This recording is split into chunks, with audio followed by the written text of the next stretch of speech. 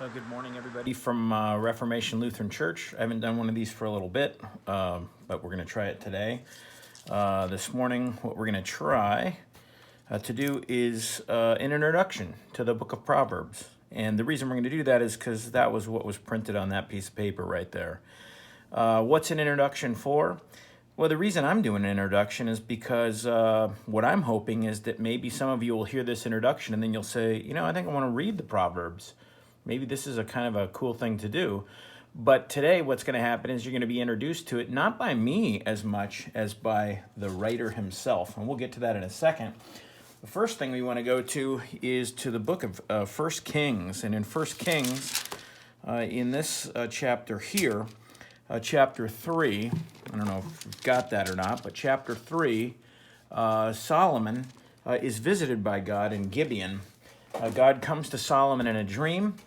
He is the king of Israel. He's been the king of Israel for about 3 years, but God basically says, ask of me whatever you wish. And Solomon says, what I would really like is wisdom. And God is so pleased with this. God not only gives Solomon wisdom, but he gives him wealth and all kinds of other things as well. So this is why Solomon is able to bring to us these proverbs, these wise sayings, because God is the one who has given Solomon the wisdom. Now you might wonder, what does Solomon even look like? Well, actually, we have a photograph of Solomon. I've got it right here.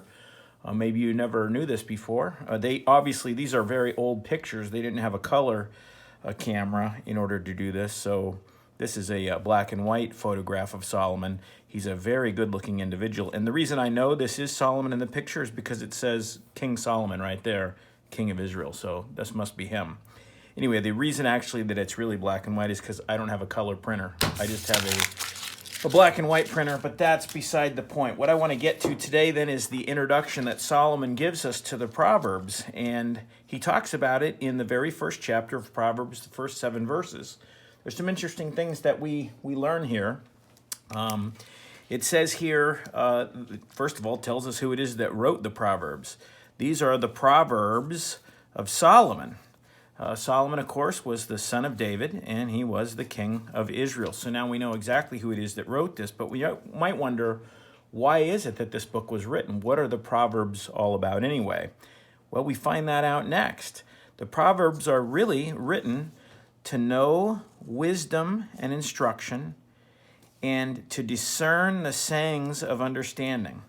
So if you want to know wisdom, the Proverbs are a good place to go. Also, they are written so that to receive instruction in wise behavior, in righteousness, justice, and equity.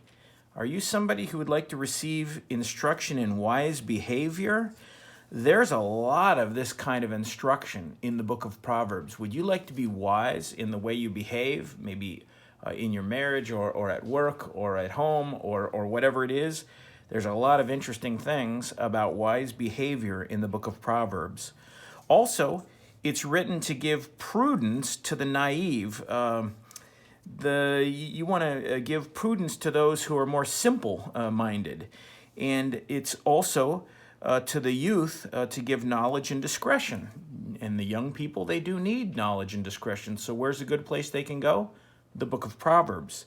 Have you ever noticed, by the way, this word naive? This is an interesting word. Naive, if you write it backwards, we'll just do that. E-V-I-A-N.